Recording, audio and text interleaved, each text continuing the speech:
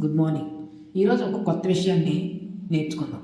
మరణం అంతం కాదు, అది ఒక కొత్త ఆరంభం కావచ్చు అని కొందరు బలంగా నమ్ముతున్నారు.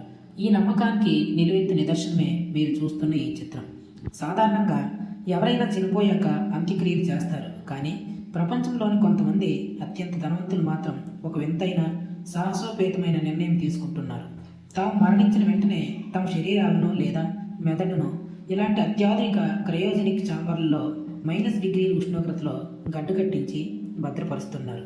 దీని వెనుక ఉన్న ప్రధాన ఉద్దేశం ఒకటే, ఆశ. ఈ రోజు కాకపోయినా భవిష్యత్తులో కొన్ని వందల ఏళ్ల తర్వాతనైనా సైన్స్ అద్భుతంగా అభివృద్ధి చెంది తమను తిరిగి బ్రతికించగలదని వారు ఆశిస్తున్నారు. ఇది వినడానికి ఏదో హాలీవుడ్ సైన్స్ ఫిక్షన్ సినిమా కథలా ఉన్నా ఇది ముమ్మాటికి నిజం. ఇప్పటికే ప్రపంచవ్యాప్తంగా సుమారు 500 మందికి పైగా ఇలా తమ మరణానంతరం గడ్డగట్టుకుపోయి భవిష్యత్తు పిలుపు కోసం ఎదురు చూస్తున్నారు. ఈ ప్రయోగం ఎంతవరకు సఫలమవుతుందో ఎవరికీ తెలియదు, కానీ మనిషికి జీవితం మీద ఉన్న మక్కువ, భవిష్యత్తు సాంకేతికత మీద ఉన్న నమ్మకం ఎలాంటి ఆలోచనకైనా దారితీస్తుందనడానికి ఇది ఒక ఉదాహరణ.